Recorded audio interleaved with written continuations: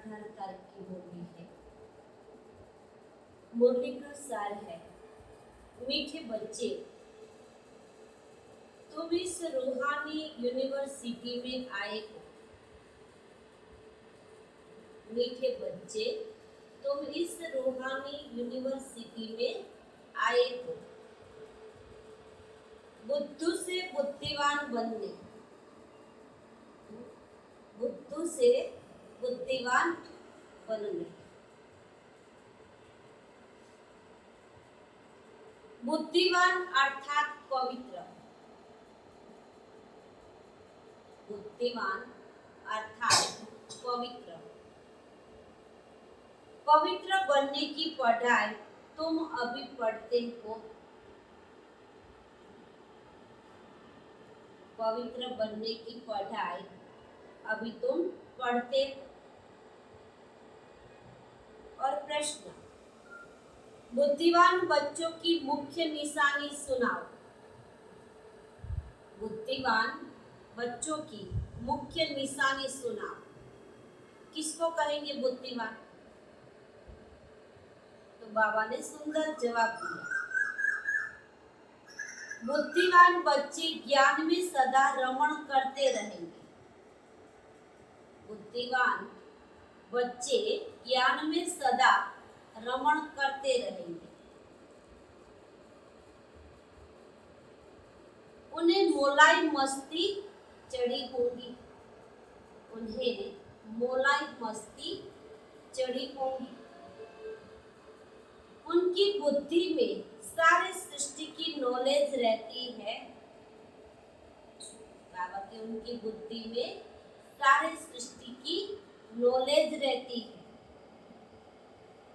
नशा रहता है कि हमारा बाबा हमारे लिए, नशा रहता है कि हमारा बाबा हमारे लिए परम धाम से आया हुआ है। कहाँ से आया? परम धाम से। हम उनके साथ परम धाम में रहते थे। हम भी कहाँ रहते थे? उनके साथ परम धाम में रहते थे। हमारा बाबा ज्ञान का सागर है। हम अभी मास्टर ज्ञान सागर बने। हम अभी मास्टर ज्ञान सागर बने। हमें वह मुक्ति, जीवन मुक्ति का वर्षा देने आए। बाबा क्या देते? मुक्ति और जीवन मुक्ति का वर्षा। गीत है, कौन आया मेरे मन के द्वारे, पायल की झड़कार दी। ओम शांति। जीव की आत्मा जानती है कि हमारा परम पिता परमात्मा हमको सन्मुख बैठ पढ़ा रहे। जीवात्माएं जानती है कि हमारा बाबा हमारे सन्मुख बैठकर हम बच्चों को पढ़ा रहे, वह राजयोग भी सिखला रहे।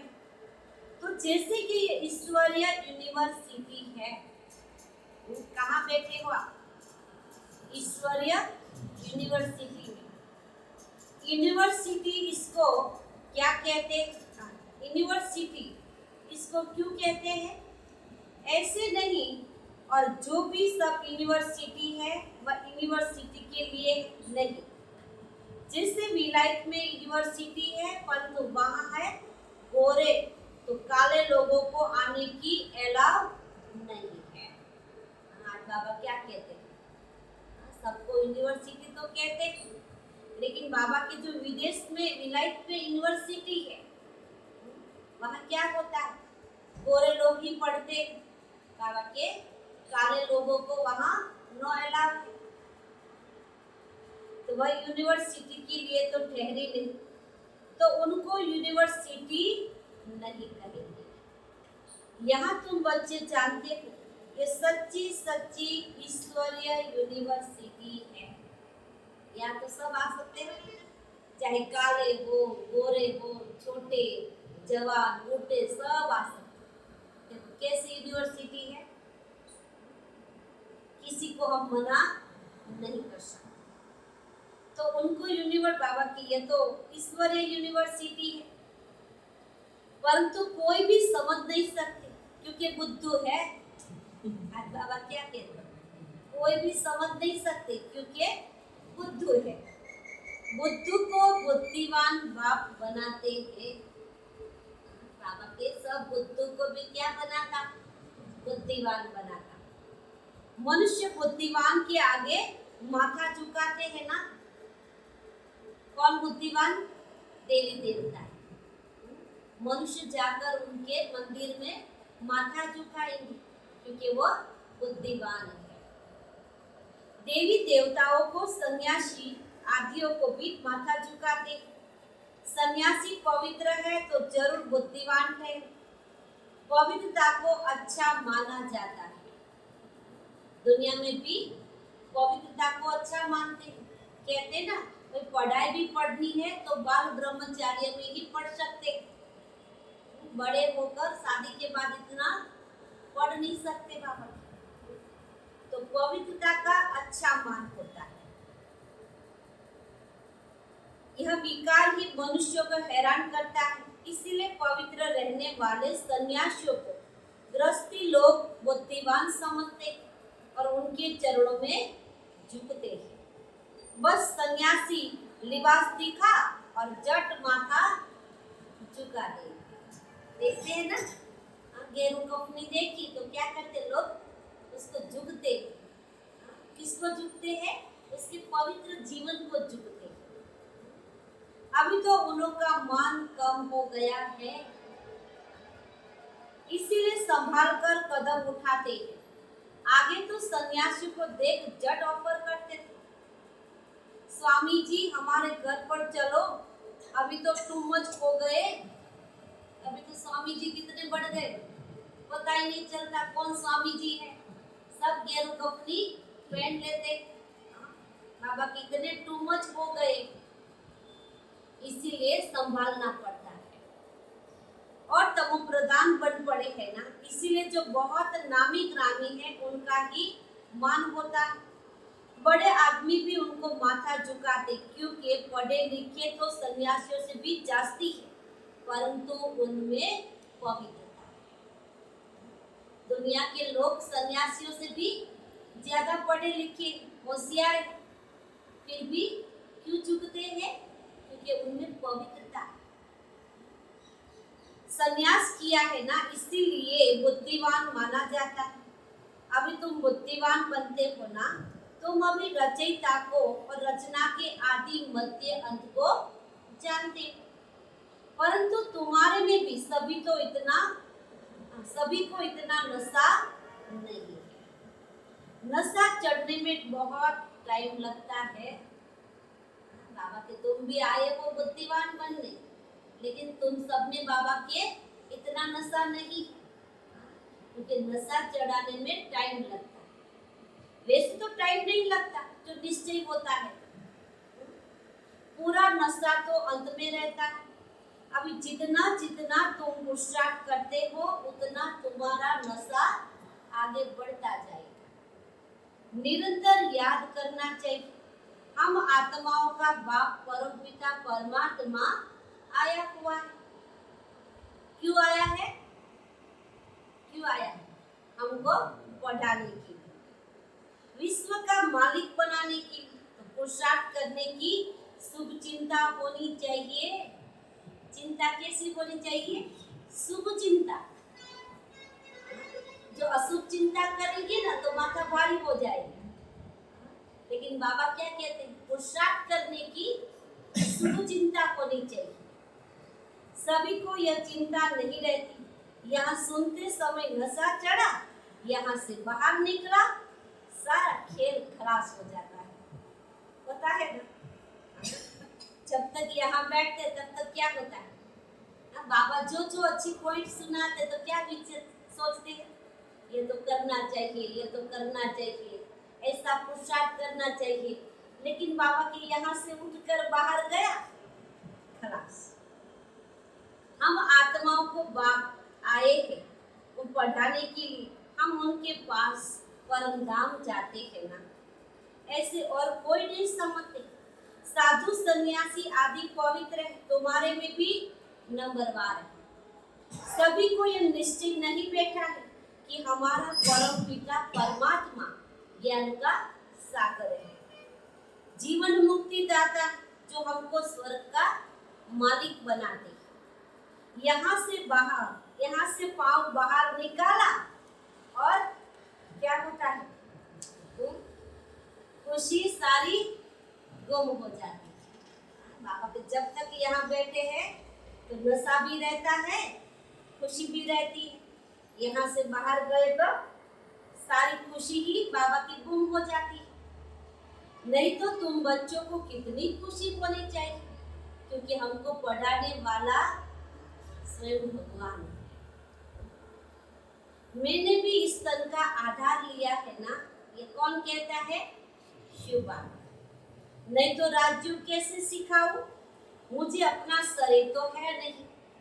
मंदिरों में देखेंगे तो सबको अपना शरीर है, मैं तो अशरीरी हूँ, ये शिव बाबा कहता है। मंदिर में आप जाएंगे तो सब देवी देवताओं को अपना शरीर है, शिव को तो अपना शरीर नहीं है। और सभी को आकारी व साकारी शरीर मिला हुआ है। शंकर को आकारी शरीर मिला है, हर एक देवी देवताओं को साकारी शरीर मिला है। और शिव बाबा कहते हैं मुझे तो न आकारी शरीर मिला न साकारी मिला, मैं तो निराकार हूँ। सोमनाथ का मंदिर है अथवा शिव के मंदिर में जहाँ भी जाओ वहाँ निराकार रूप है ना, सिर्फ नाम भिन्न भिन्न रख दिए। ये तो जानते हो कि आत्मा परमात्मा से आत्मा परम धाम से आती है। भिन्न भिन्न शरीर धारण कर इस सृष्टि रंगमंच पर पाठ बजाने। मैं इस 84 चक्र में नहीं आता, मैं हूँ परम धाम में रहने वाला। इस शरीर में आया, तुम कहेंगे निराकार कैसे आते हैं? हाँ, आ सकते हैं। तुम लोग पितृ खिलाते हो ना, तो आत्मा आती है ना, शरीर तो नहीं आता। आत्मा प्रवेश करती है। अगर बाबा की जो आत्मा आ सकती है तो मैं नहीं आ सकता क्या? समझते, आत्मा दूसरे शरीर में प्रवेश करती है।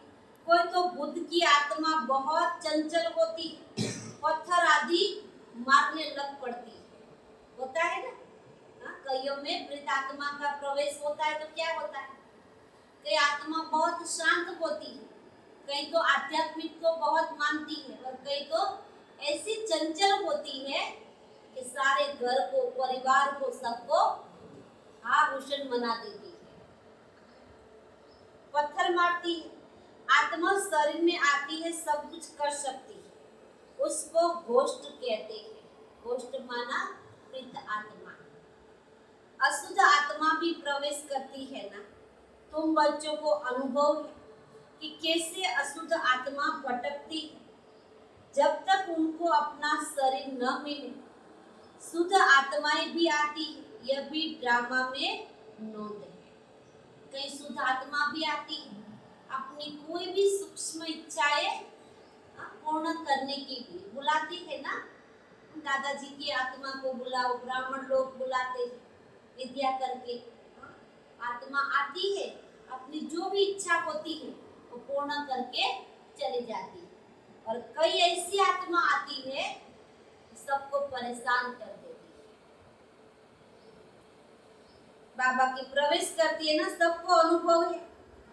अनुभवी शरीर चाहिए ना। ब्रह्मा का नाम भी मशहूर है, ब्रह्मा की राय भी मशहूर है ना। ब्रह्मा को फिर कहाँ से राय मिली? शिव बाबा से। ब्रह्मा है शिव बाबा का मुरब्बी बच्चा, तो उनको ही श्रीमत मिलती है, तो जरूर मुख्य श्रीमत ब्रह्मा की होनी चाहिए, जिसमें बाप प्रवेश करते। भारतवासी इन बातों को नहीं जानते, वह तो समझते हैं सब एक ही है, सबको साधारण समझ लेते हैं। श्री कृष्ण, शिव आदि सब एक ही है ना। शिव को ही महात्मा योगेश्वर कहते हैं। शिव को भी क्या कहते थे? महात्मा कहते हैं, योगेश्वर कहते हैं। परंतु क्यों कहते हैं ये तो समझते नहीं। श्री कृष्ण की आत्मा अब ईश्वर द्वारा योग सीखकर योगेश्वर बनती है, इसलिए कृष्ण को योगेश्वर कहते हैं। कितना गुप्त राज है। मनुष्य तो कह देते परमात्मा नाम रूप से न्यारा।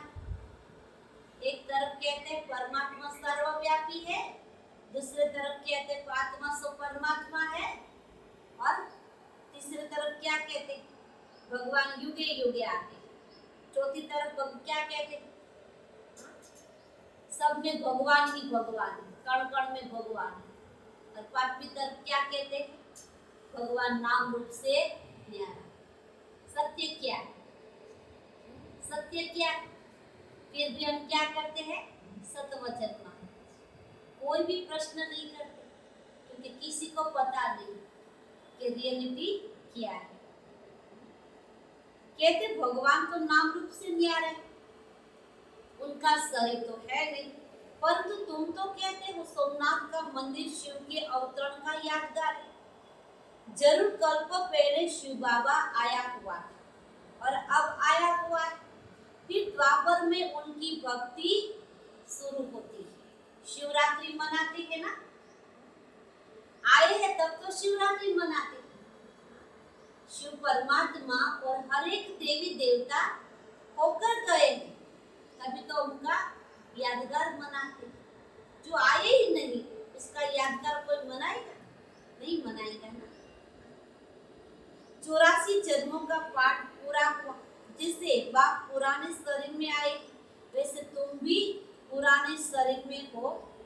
बाबा इस पुराने शरीर से लिबरेट कर नया देते हैं। युक्ति बताते हैं ना कि कोड़ी से हीरे तुल्य कैसे बने। गाते भी है, मासूक एक बाप कहते हैं मैं परम धाम निवासी हूँ। तुम भी परम धाम में रहने वाले हो। बाबा क्या कहते हैं? मैं भी परम धाम निवासी, तुम भी परम धाम निवासी। यहाँ क्यों आए? पाठ बजाने। मैं पुराने से पुराने शरीर में आया। तुम्हारा भी ये 84वां जन्म है, ये अंतिम जन्म है ना, तो तुम्हें पतित से पावन बनना है। तुम भी अपने को आत्मा समझो। हमने 84 जन्म भोग पूरे किए, अभी फिर नई दुनिया में हमको नया शरीर मिलेगा, तो कितनी खुशी रहनी चाहिए। नंबर वाले है ना, कोई तो बिल्कुल डल हेड है, माया ने बिल्कुल ही पत्थर बुद्धि बना दी। बाबा क्या कहते हैं? कोई तो बिल्कुल समझते थे, जैसे गर्म तवे पर पानी डालो तो बिल्कुल सूख जाएगा, ऐसे तथ्य तवे पर होकर बैठ जाते हैं। बाबा क्या कहते हैं? ऐसे नहीं बैठना, सिर्फ बैठकर ही बैठ गए नहीं। बाबा के थोड़ा समझो, थोड़ा जागरूक होकर बैठना कि बाबा क्या कह रहा है। वरना तो बाबा क्या कहेंगे? तत्ते तवे बनकर बैठे, जैसे पानी डालोगे छम करके पानी उड़ जाएगा। अरे तुम तो अपने को सिर्फ आत्मा समझो, बाप की संतान समझो, वह भी नहीं समझते। अगर समझते तो आश्चर्यवन भागंती क्यों हो जाए। बाबा क्या कहते? तुम अपने को आत्मा समझो, बाप की संतान समझो। अगर आप समझते होंगे तो बाबा के कभी भी आप भाग नहीं जाएंगे। भगवान का हाथ कभी नहीं छोड़ो। भागते क्यों हो बाबा की? समझते हो तो भागते क्यों? माया बड़ी जबरदस्त है। कोई गलती की और माया थप्पड़ मार देगी। बाबा ने परसों कहा था ना, माया भी मुरली सुन रही है, ये पक्का याद रखना। हम अकेले नहीं सुन रहे, माया भी मुरली सुन रही है। वो भी चेक कर रही है कौन कौन गलती करते हैं। बाबा की आकर थप्पड़ मार देती। अरे बाबा, बाबा आया है वर्षा देने, फिर भी तुम भिखारी बनते, बड़ा जबरदस्त थप्पड़ मारती। माया क्या कहती है?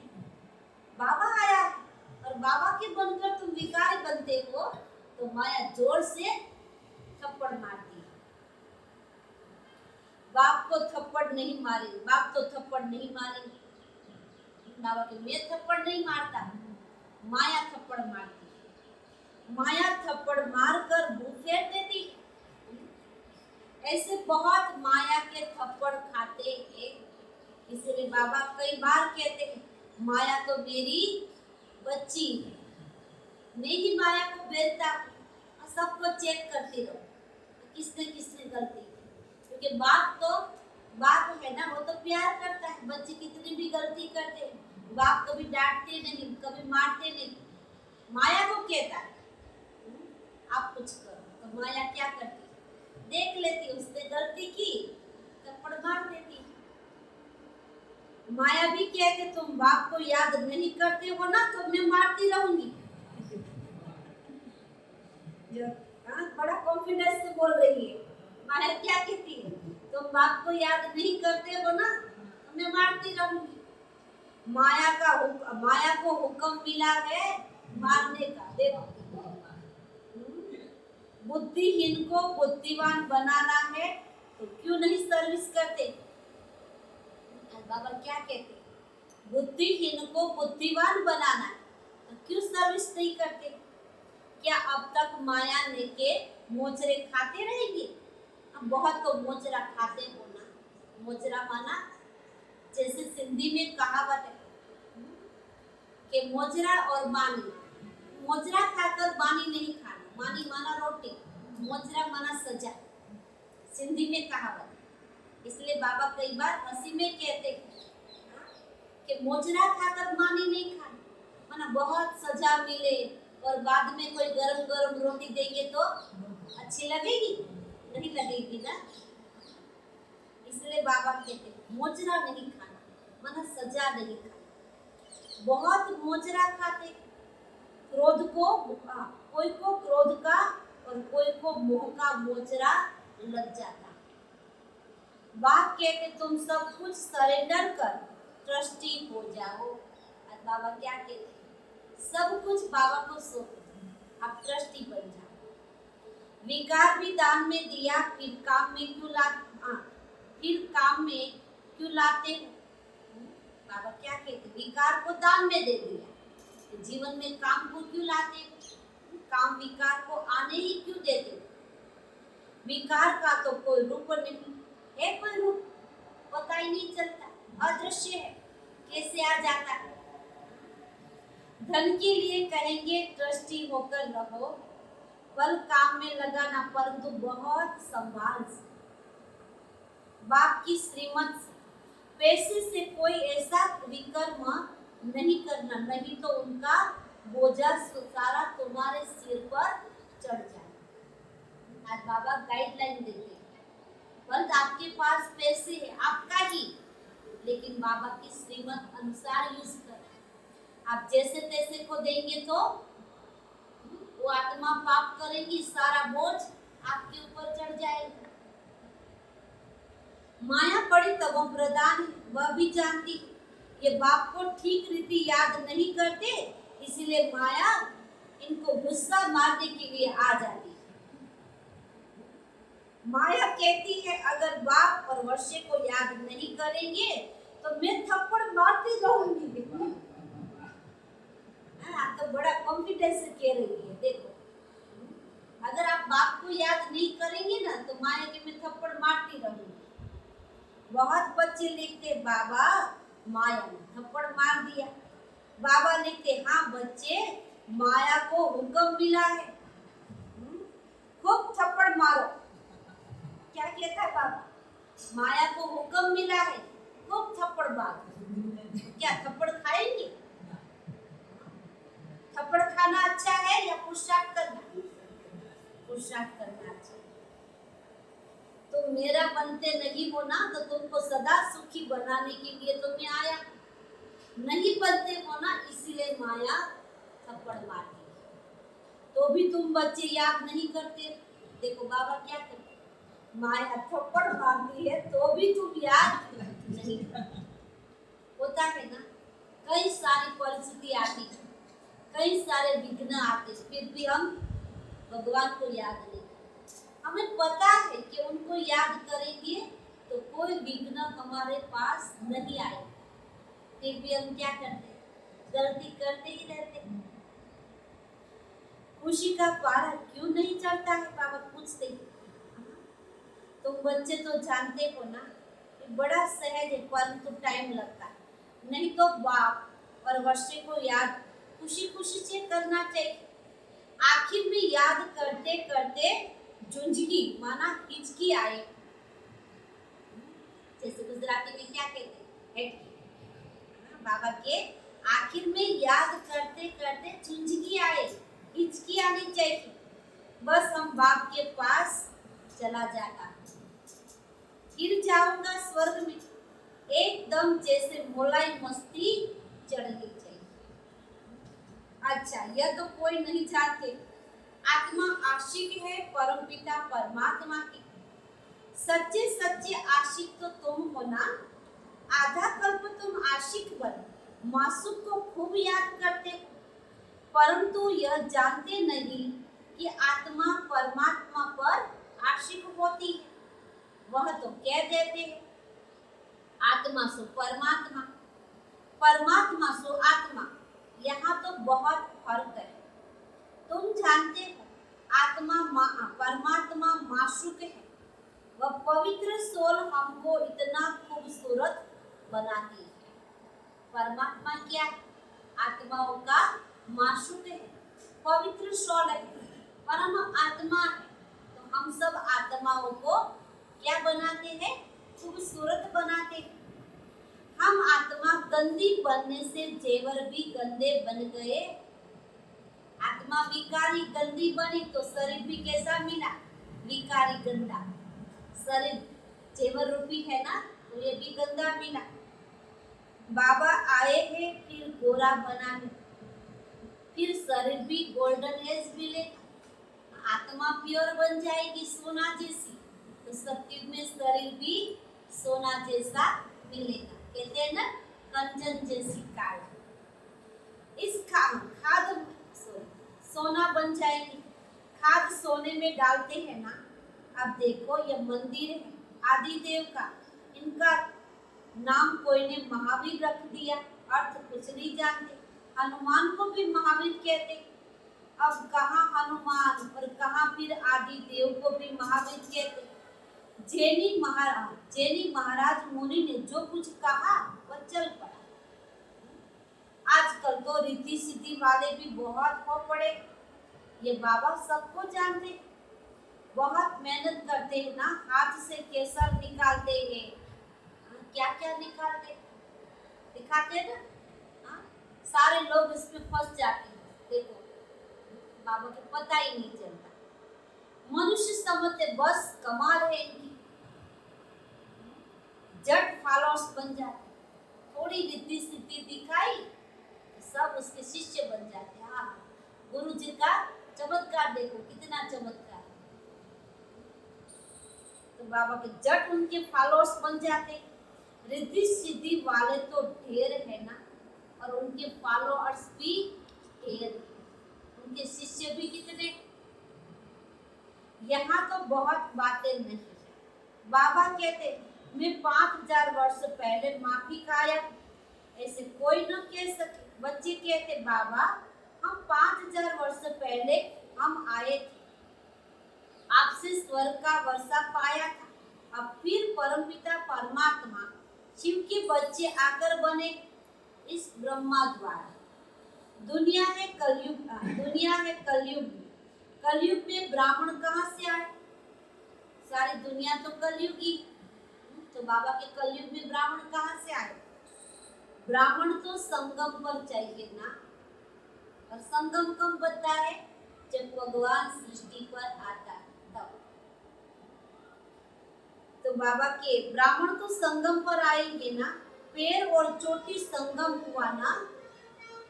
कलयुगी क्या है, पैर, और ब्राह्मण क्या है, चोटी, सबसे ऊंची। शूद्र और ब्राह्मणों का संगम है, शूद्र से फिर तुम ब्राह्मण बनते। ये 84 जन्मों का चक्र कोई नहीं जानता, तुम तो जानते हो ना। हम ब्राह्मण हैं, ब्रह्मा की औलाद प्रैक्टिकल में बने। उन ब्राह्मणों को तुम कह सकते हो? तुम ब्राह्मण अपने को ब्रह्मा की औलाद कहलाते हो क्या? बाबा के उनको पूछो, तुम अपने को ब्रह्मा की औलाद समझते हो? अच्छा, ब्रह्मा का बाप कौन? ब्रह्मा का बाप कौन? शिव बाबा। कोई बता नहीं सकेगा। बाबा के उन लोगों को पूछो कि ब्रह्मा का बाप कौन? तो कोई बता नहीं सकता। कोई बता नहीं सकता। डिब्बी, डिब्बी में ठिकरी, वो भी सिंधी कहावत है।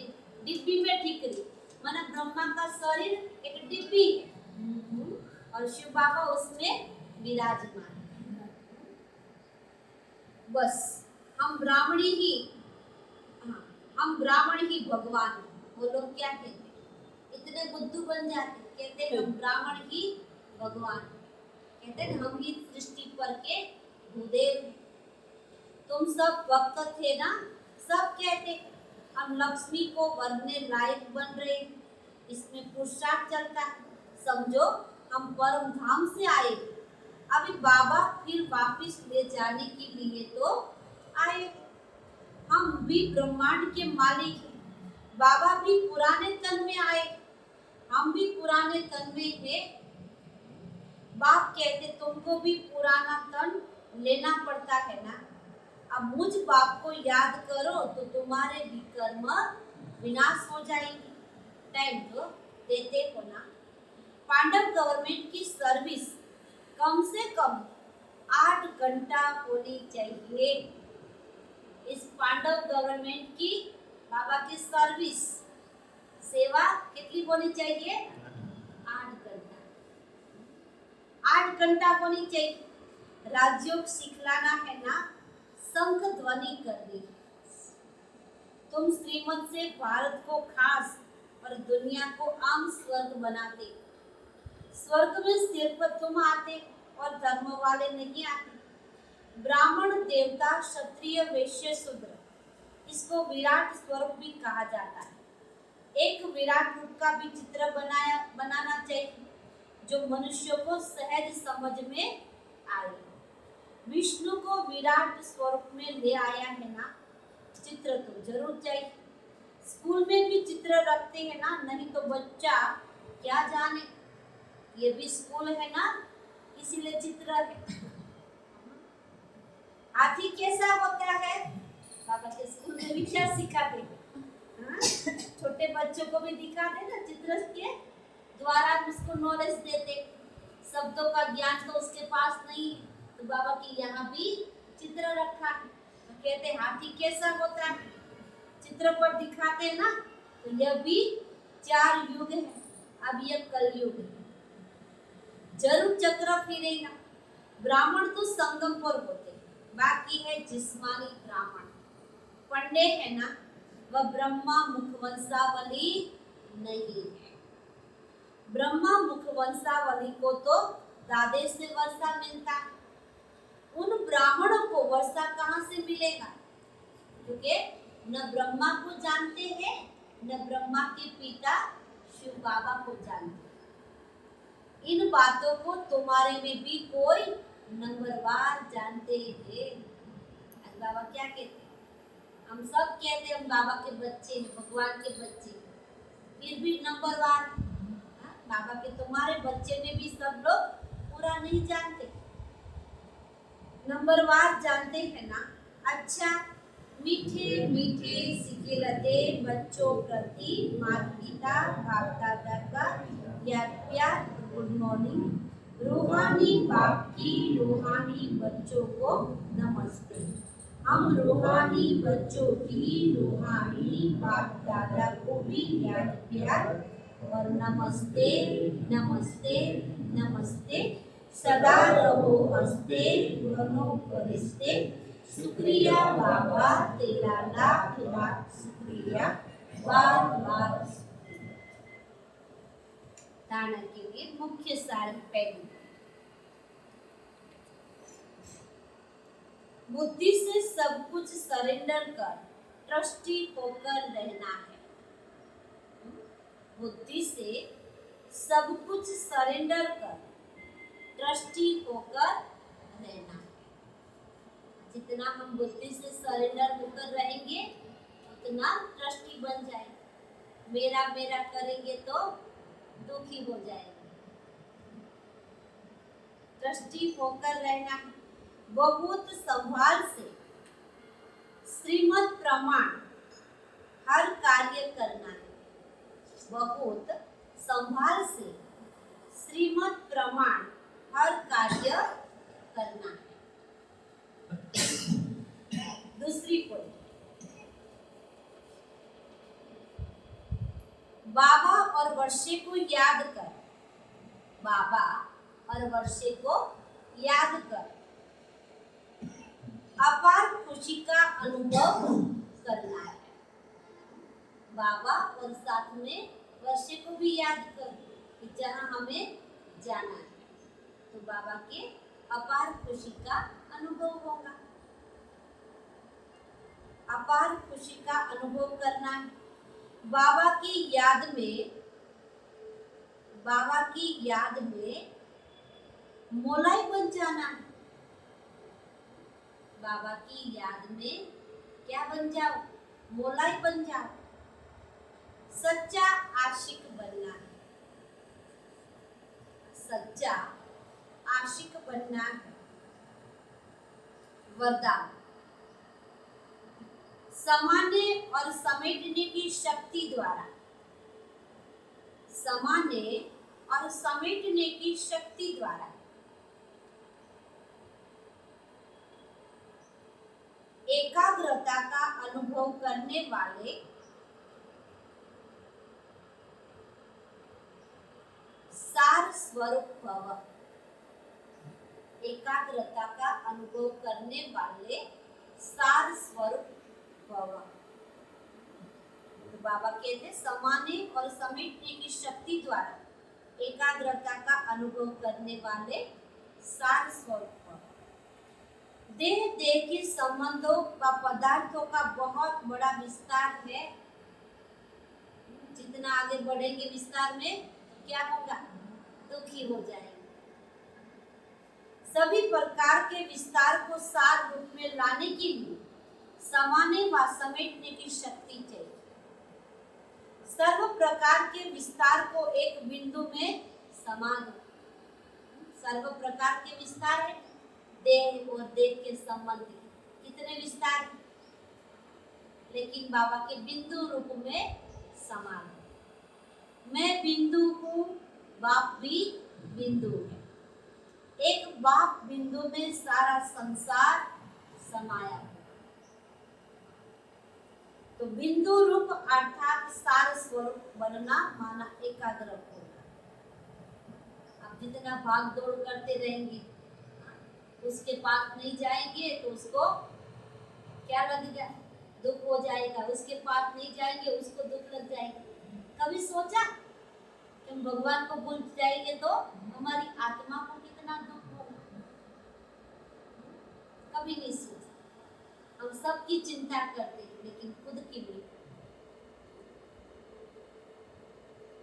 बाबा की एकाग्रता के अभ्यास द्वारा सेकंड में जहां चाहो जब चाहो बुद्धि उस स्थिति में स्थित हो सकती है। क्या? बाबा के एक सेकंड में अभ्यास करो। जब चाहो जहां चाहो बुद्धि उसमें स्थित हो सकती है। क्या? ऐसा अभ्यास करो, एक सेकंड में बुद्धि स्थित हो जाएगी। स्लोगन, जो सदा रूहानियत की स्थिति में रहते हैं, जो सदा रूहानियत की स्थिति में रहते हैं वही रूहानी गुलाब है।